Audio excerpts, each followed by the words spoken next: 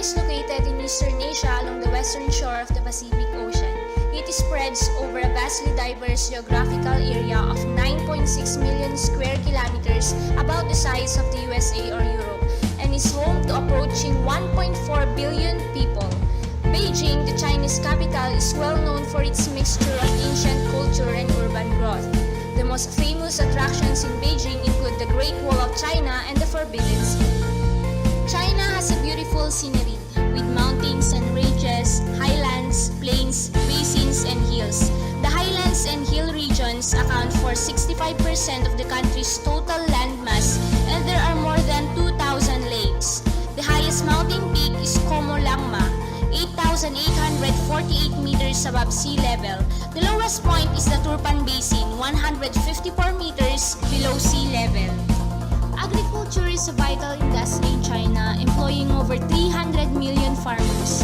China ranks first in worldwide farm output, primarily producing rice, wheat, potatoes, tomato, sorghum, peanuts, tea, millet, barley, cotton, oilseed, and soybeans.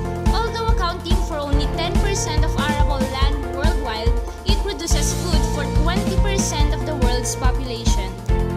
Way back in 1986, China applied for membership in the General Agreement on Tariffs and Trade Initiative, the predecessor to the World Trade Organization. The application failed to generate much enthusiasm among existing members, promoting Beijing tobacco. In 1998, however, Prime Minister Zhu Rongji made another attempt. He saw the country facing massive economic problems that threatened to escalate without reforms. There were many necessary reforms, but they couldn't be implemented, said Doris Fischer from the German Development Group. The Chinese leader, she said, made a clever move to introduce reforms by arguing that the country required them to be accepted into the Global Trade Organization. Seeking assurances, because China was not just any country, but one with the world's largest population and pool of cheap labor. Americans and Europeans worried that global markets would be flooded with Chinese products. Accordingly, both groups sought assurances from the Chinese. Economist Ralph Langhammer said China has adjusted well. The Americans and Europeans deserve certain intervention options, giving them the certainty to sell. This is very important, large producer and consumer of goods. We want to enter this market and need China's membership in the WTO, said Ralph Langhammer, Vice President of the Kiel Institute for the World Economy. On December 11, 2001, China finally joined the WTO as its 142nd member. We paid a high price for the membership, said Chinese Minister for Commerce Chen Demi, referring to the pressure that Chinese farmers and employees in ailing state-owned companies have faced in adjusting to a new economic order. Other developing countries will feel the impact of China's WTO accession through forming channels. First, expansion of markets in China for export. Second, increases in the supply of export in the other markets. Third, competition in third markets. Fourth, expansion of investment in China and potentially outward foreign investment from China.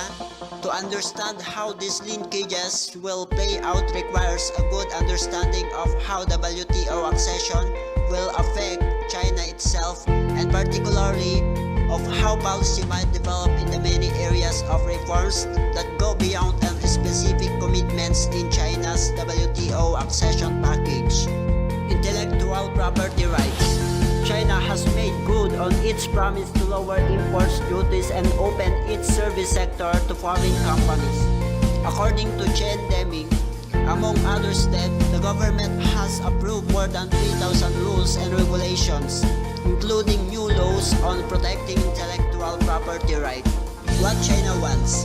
As China becomes against the world's largest economy, it wants to respect it enjoyed in centuries past, but does not know how to achieve or deserve it.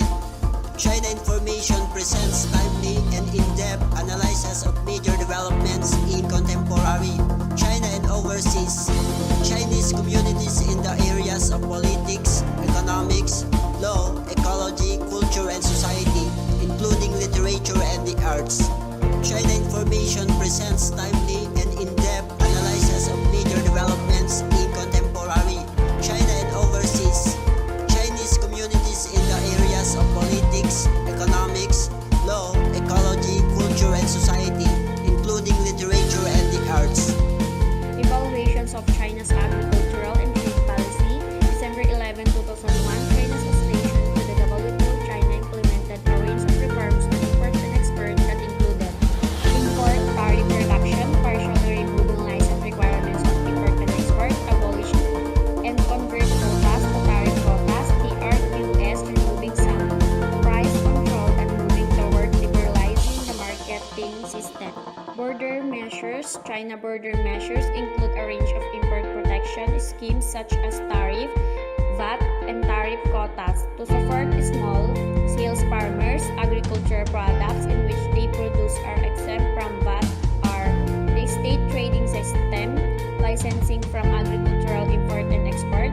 Domestic agricultural programs include a number of policy instruments that provide both direct and indirect support to farmers. The main policy measures: direct payment, the National Development and Reform Commission, measuring domestic support and protection, aggregate measuring of support AMS, level at zero, amber box support, the green box support, the OECD measurement producer price, PSE. Recent policy development in the amber box and green box support under China's WTO reduction commitment. The amber box includes both non-crop specific support and crop specific support measures, where the value of support must be 8.5 the value total production. Enhanced trade and export potential in recent years. China has a further strengthened bilateral and regional trade agreement.